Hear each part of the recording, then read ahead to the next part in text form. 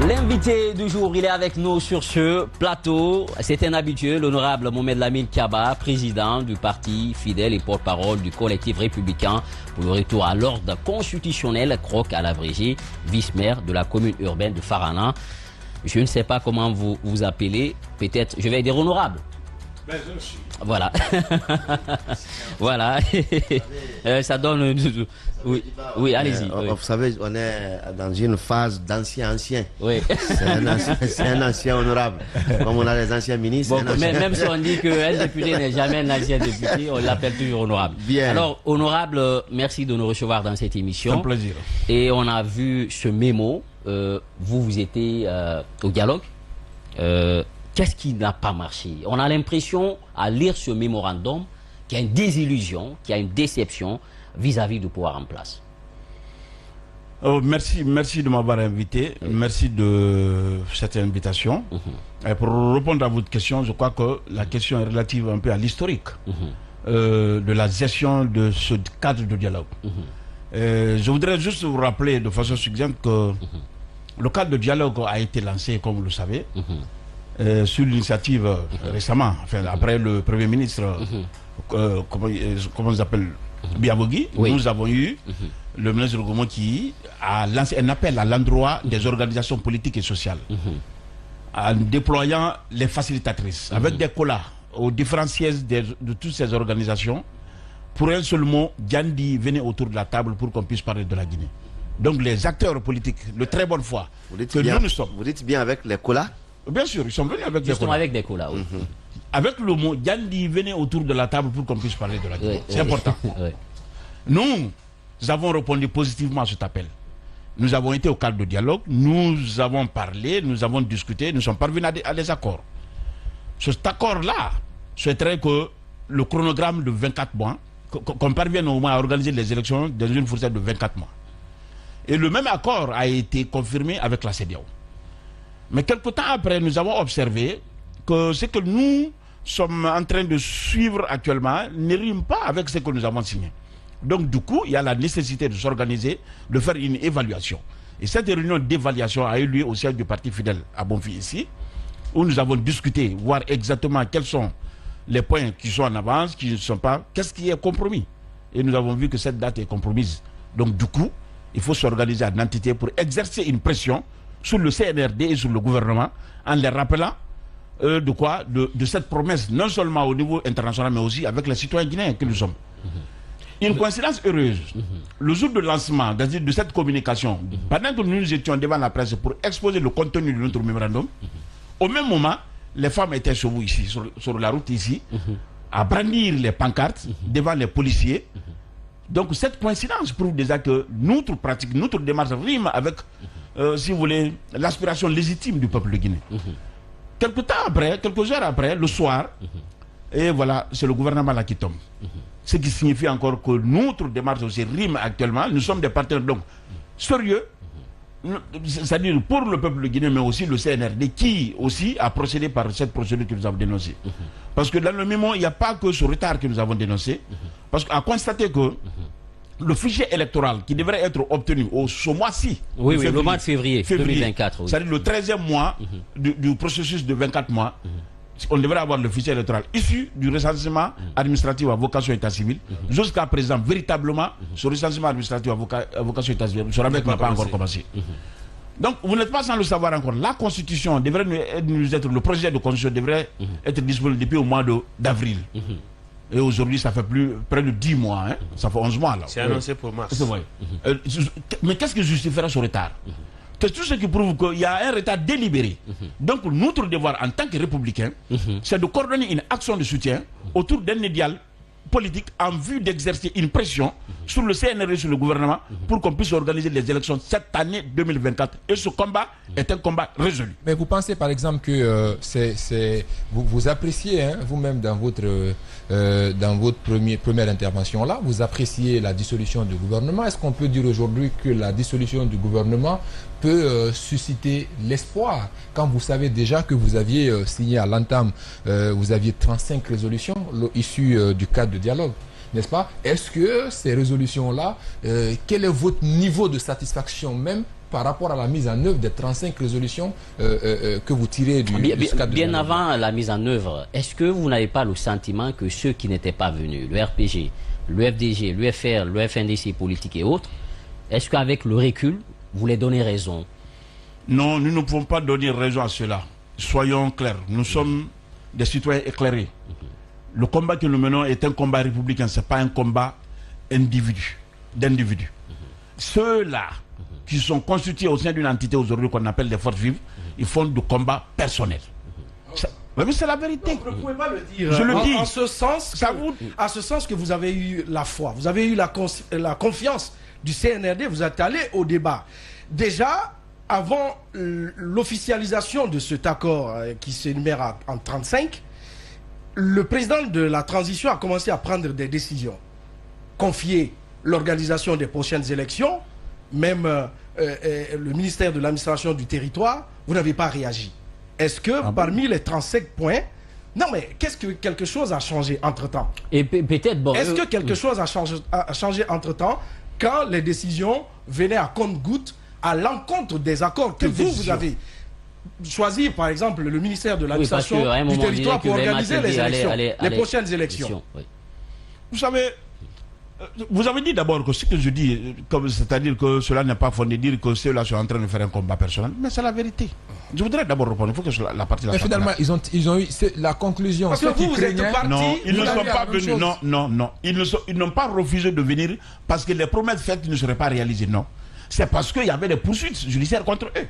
Le combat qu'ils mènent, c'est la non-poursuite contre eux. Et ce combat-là, nous ne partageons pas. C'est ce combat-là que nous appelons un combat personnel. Et nous sommes en train de mener un combat national. Et c'est pourquoi leur vision et la nôtre ne riment pas. Maintenant, moi, je ne voudrais pas que vous mettez un accent sur eux. Vous êtes parti d'un accord et vous avez obtenu des points. Et aujourd'hui, ces points-là ne sont pas respectés. Et c'est pour cela que vous faites ce mémo. En réponse, en réaction à ces décisions prises de l'autre côté du CNRD, quel sentiment vous avez aujourd'hui? Est-ce que vous ne vous sentez pas trahi? Est-ce qu'il n'y a pas une déception autour? Oui, je préfère le mot, justement, le mot déception. Ou bien est-ce que par moment vous êtes, comme le terme qu'on a toujours utilisé, vous le mettez rouler dans la farine? Effectivement, c'est ce qu'il faut. Donc, c'est une déception que nous constatons, que nous observons, que nous subissons. Parce que ce qu'on sait, nous sommes parvenus à un accord. Nous avons rempli notre part. Nous sommes même allés dans ces accords-là, 35 points, à ne pas manifester jusqu'à la fin de la transition.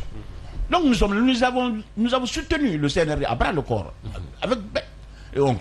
Et vous ne vous sentez pas complice par rapport à ce qui nous arrive aujourd'hui?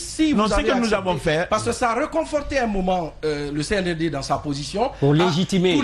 C'est comme si vous êtes venu légitimer. Je suis parfaitement d'accord. Tout ce qu'ils sont en train de faire aujourd'hui ne va pas forcément à la grande satisfaction des citoyens guinéens, mais vous avez accepté d'accompagner ça dès le départ. Est-ce que vous ne vous sentez pas aujourd'hui d'être déçu non seulement, mais aussi être complice de ce qui arrive au peuple de Guinée? Non, nous ne sommes pas complices. Nous avons répondu à un appel patriotique. Ça nous a été dit, venez pour qu'on puisse parler de la Guinée pour trouver une solution adéquate de sortir de crise. Nous avons répondu à cela. Où est le mal? Où est la complicité? Nous avons parvenu à des accords. Nous avons rempli, nous avons fait notre part d'accord. Mais de l'autre côté, ça n'a pas été fait par le gouvernement. Et c'est pourquoi on s'est mis, avant que ça soit tard, nous nous sommes mis dans une posture de critique, d'autocritique, en vue d'améliorer ce qui se passe. Et c'est pourquoi nous demandons qu'il faut que cette date soit respectée. Il n'y a pas que cette date. La condition de vie de nos compatriotes aujourd'hui est extrêmement pathétique. Un sac de riz sous le président Alpha, il y avait des magasins témoins qui vendaient à 180 000. Aujourd'hui, c'est 350. Et d'ailleurs, ce qui est dramatique, je n'ai jamais vu d'abord, à travers le monde, qu'un accord entre les commerçants et choses parvienne à rehausser le prix de produits. C'est-à-dire que le gouvernement demande aux vendeurs, vendez plus cher à la population. C'est la première fois. Et qui a fait ce gouvernement? C'est pourquoi le gouvernement devrait être tombé. Il n'y a pas que ça. Et je viendrai vous dire que le prix d'un sac de riz aujourd'hui est égal au prix de 2 sacs de riz sur le président Alpha.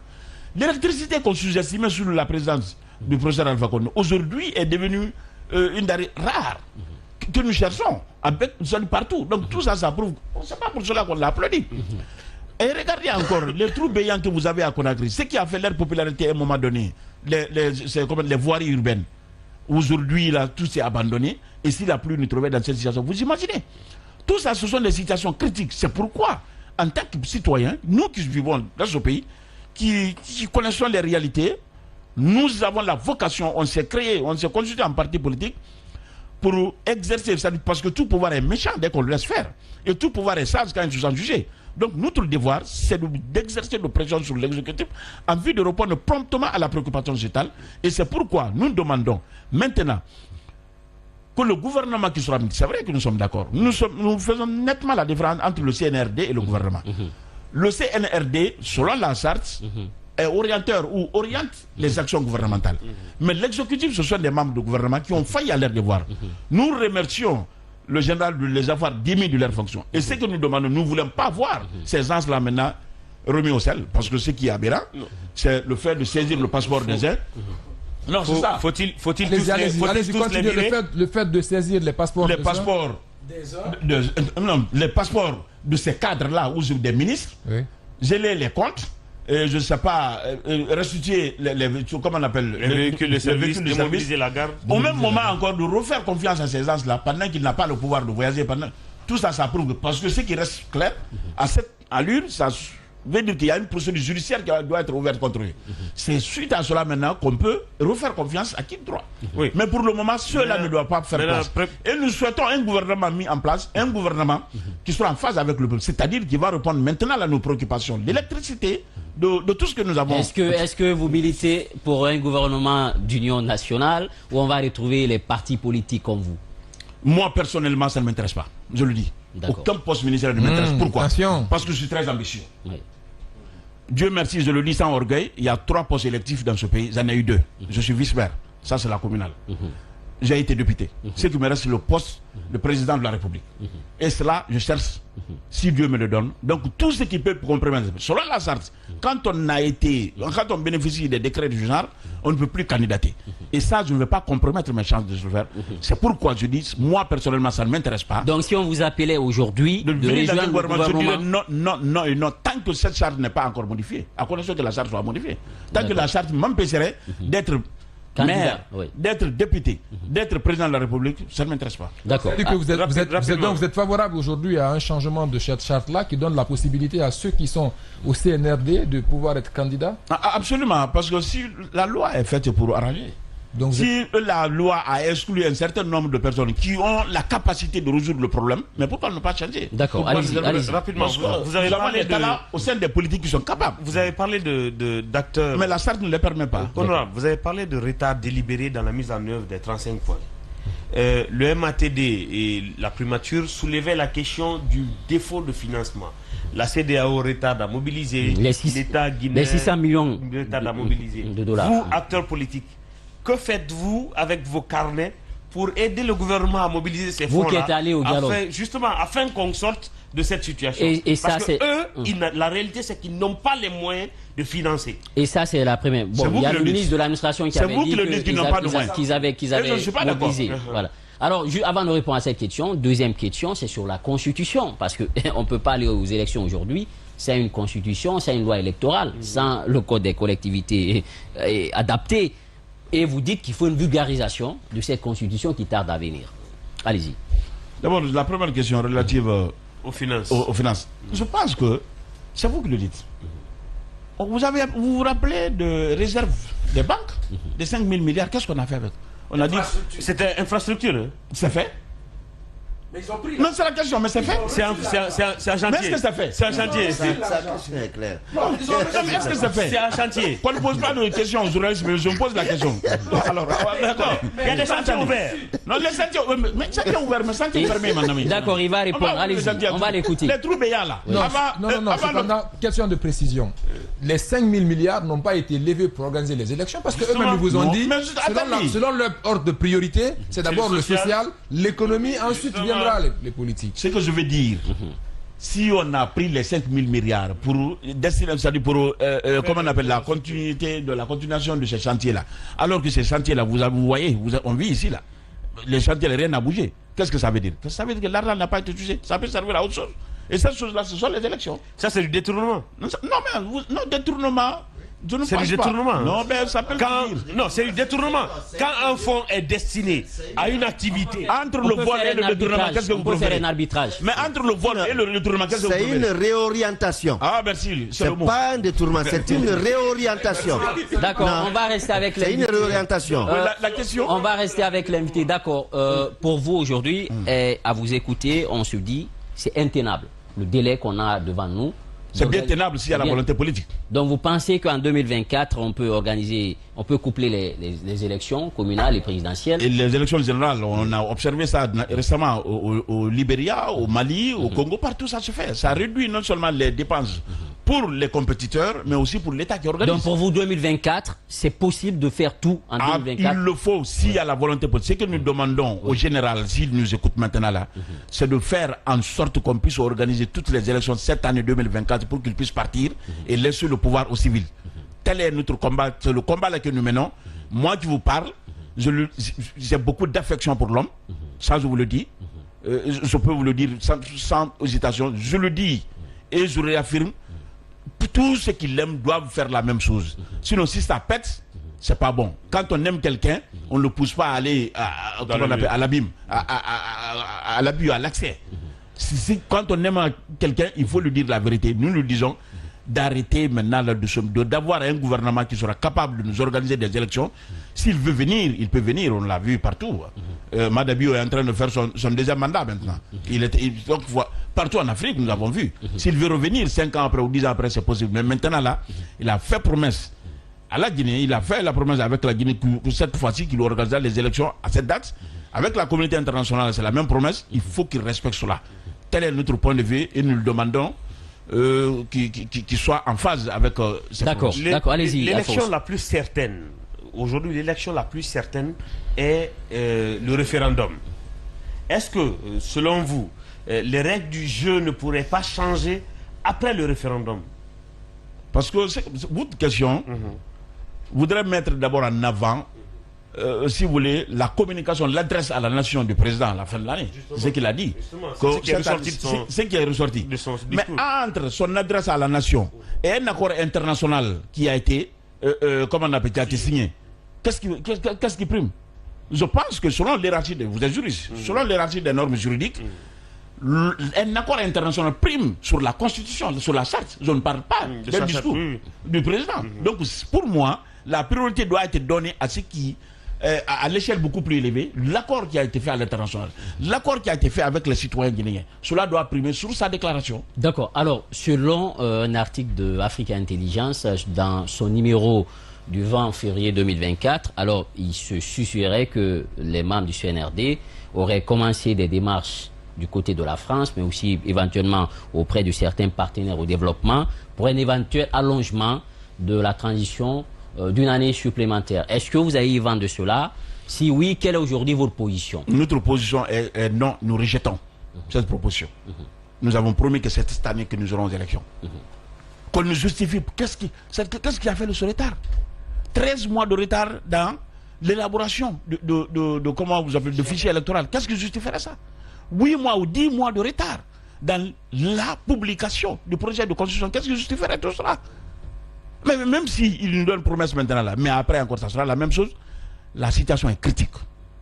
Le président, ce qui est aberrant d'abord, c'est bouleversant, c'est choquant. Lorsque je vois des partis politiques qui disent ah non, ce n'est pas possible cette année, pendant que la communauté internationale est en train de se battre pour nous. Je vous rappelle, le secrétaire d'État américain était là. Il a rappelé à l'autorité d'organiser des élections, de respecter le chronogramme cette année 2024. Mais ceux-là ne peuvent pas se battre pour nous, et que nous qui sommes là, nous disons ah non, ce n'est pas la peine, on ne peut pas aller aux élections. Pourquoi? Maintenant, moi, je veux dans la même lancée, je veux vous avoir sur cette question-là. Aujourd'hui, vous êtes catégorique. Il faut que les élections soient organisées en 2024 là. Ça veut dire que vous rejetez toute possibilité lors d'un dialogue inclusif pour aller sur un rallongement de la transition. Non, je ne l'imagine pas. Tu sais ce que je sais. À mon fort intérieur, je sais que le général lui veut aller, vraiment. Mais ce gouvernement, non, selon moi, selon moi, le gouvernement qui a été mis en place n'était pas dans son esprit. Lui, il peut vouloir aller à telle date. Mais les cadres techniques qui doivent faire le boulot, ce n'est pas lui qui le fait. Si ceux-là traînent le pas, c'est-à-dire, il y a mais ceux-là ne sont pas dans son esprit. Vous mettez le CNRD lui-même. Le CNRD, encore une fois, oriente les actions gouvernementales. Ils ont dit cette année, on ira aux élections. Les tâches ont été confiées aux ministres pour aller aux élections cette année. Les ministres ont traîné le pas parce qu'ils veulent continuer à bénéficier des avantages, des privilèges. C'est pas trop facile ça. Honorable, une question. Donc, vous pensez que si on retarde, ce n'est pas le président qui sera à l'origine, ni le CNRD, c'est tout simplement le gouvernement. Oui, pour moi, oui. Mais qu'est-ce que vous avez compris? C'est le gouvernement qui est exécutif. Mais qu'est-ce que vous avez compris? Qui a le budget d'atteindre ces objectifs-là, qui a le budget de chercher des fonds. Alors, pour nous permettre d'aller aux élections, qui doit tout faire. Monsieur Kaba, qu'est-ce que vous avez compris des raisons de la dissolution de ce gouvernement? La coïncidence a été, on dirait, des actions concertées. Pendant qu'on était en conférence de presse, au même moment, les femmes étaient dans la rue. De l'autre côté, on était en train de poursuivre à la dissolution du gouvernement. Ou une chaîne de causalité. Donc, ce que j'ai compris, peut-être on a été entendu. Peut-être le peuple dans la rue a été entendu. Donc, du coup, le président a voulu être en phase avec la population. Parce que moi qui suis là, je suis même allé dire que si le CNRD était un parti politique, je serais le premier militant. Je l'avais dit. Donc, il y a des personnes comme ça qui se désolidarisent de l'action gouvernementale. Les femmes qui ont soutenu, à chaque fois que le président demandait à ces femmes-là de se mobiliser pour aller le réceptionner, elles partaient. Si celles-là prennent des pancartes aujourd'hui devant des policiers, avec tous les risques qu'on connaît, ça veut dire que vraiment il n'est plus en phase avec la police. Donc pour moi, il a été à l'écoute du peuple. Et pour cela, il ne suffit pas de balayer, mais qui mettre là? Justement. Il faut faire appel à quelqu'un, pour moi, qui soit militaire, paramilitaire, qui soit politique, société civile, juste qu'il soit de Guinée, de l'intérieur ou de l'étranger, que la personne soit capable d'organiser les élections cette année 2024 et répondre qu'à votre avis, à la préoccupation sociale du jour. Le changement d'homme suffit-il aujourd'hui pour nous permettre d'atteindre les objectifs, en tout cas assignés? Absolument, absolument. Parce qu'il faut une volonté aussi. Ceux qu'on a eu, on les a vus jurer sur la Bible et sur le Coran, et qui ont promis de ne servir que la nation, pas se servir. Et aujourd'hui, on a vu un ministre de ce même gouvernement, de cette même équipe qui a dit clairement, ou qui avait un projet même de poursuivre ses collègues ministres parce qu'il a estimé à un moment donné qu'il y avait la corruption qui était là. Est-ce que, à votre avis, c'est le Guinéen lui-même qui est son problème, ou c'est ce gouvernement qui est sorti? Absolument, c'est un problème d'homme. Dans le principe, dans une théorie de management des ressources humaines, on dit que la ressource humaine, c'est la variable stratégique de développement d'un pays. À outils égal, les hommes font la différence. Donc il faut des hommes. Si les pays européens ont dépassé l'Afrique, c'est les hommes, c'est pas la nature. Donc quand on a un homme capable d'atteindre les objectifs, on peut. Rapidement, pour finir. C'est un problème d'homme, ce n'est pas un problème de nature ou je sais pas quoi. C'est un problème. Pour finir, le problème n'est pas... oui. Pour finir sur cette question, j'ai envie de rapidement comprendre. Le président Doumbouya affirme dans plusieurs de ses discours qu'il ne fera pas un jour de plus que le délai promis pour la gestion de la transition. Si aujourd'hui, on arrive à ce délai, que toutes les élections ne sont pas organisées, qu'il décide néanmoins de partir et de confier la transition à d'autres acteurs, est-ce que vous serez prêt à négocier sur un rallonge des élections pour que le processus se passe sans précipitation? D'abord, pour le moment, je ne pourrais pas me prononcer largement là-dessus parce que ce n'est pas encore si, c'est posé avec conditionnel. Si, je ne peux pas répondre à ça. Mais ce que je sais, on a été promis que cette année est une année électorale. Je peux comprendre que l'affaire d'argent, si cela se posait, mais il y a qu'est-ce qui justifierait le retard de la publication de la Constitution? Ils nous ont dit depuis au mois de septembre, au mois de juin, que la Constitution était déjà disponible. Pourquoi ce n'est pas publié? Est-ce que c'est un problème d'argent? Qu'on ne me parle pas d'argent. Ce qui est clair, c'est qu'il n'y a pas de volonté politique du gouvernement précédent. Et je souhaite que le gouvernement qui sera mis en place, qu'il soit un gouvernement de mission. Parce que ce n'est pas le gouvernement. Donc l'objectif essentiel, c'est l'organisation des élections. Cap, c'est Alassane. D'abord, toutes les élections cette année. Posées en même temps. À quoi peut-on s'attendre donc si les élections ne se tiennent pas au courant de cette année? Allez-y, Alassane. La deuxième question, c'est par rapport au cadre de dialogue. Dans votre mémo, vous l'avez signifié.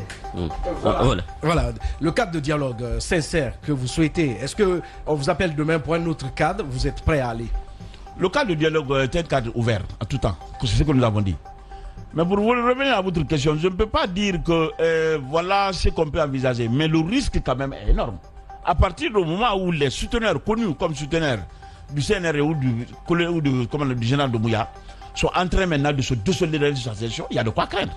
Donc si ça continue comme ça, c'est le pire qu'on peut s'attendre. Et je ne souhaite pas le pire pour mon pays. Je l'aime lui personnellement. Et je ne veux pas qu'il soit humilié comme l'humiliation que Dadis est en train de subir aujourd'hui. Oui, et c'est pourquoi il est temps d'organiser les élections et partir avant que la situation ne soit irrécupérable. Voilà, c'est ce qu'on pouvait dire par rapport un peu à ce sujet. L'honorable Mohamed Lamine Kaba, président du parti fidèle et porte-parole du collectif républicain pour le retour à l'ordre constitutionnel, la vice-maire de la commune urbaine de Farana. Merci d'être passé dans cette émission. Merci à tous nos chroniqueurs.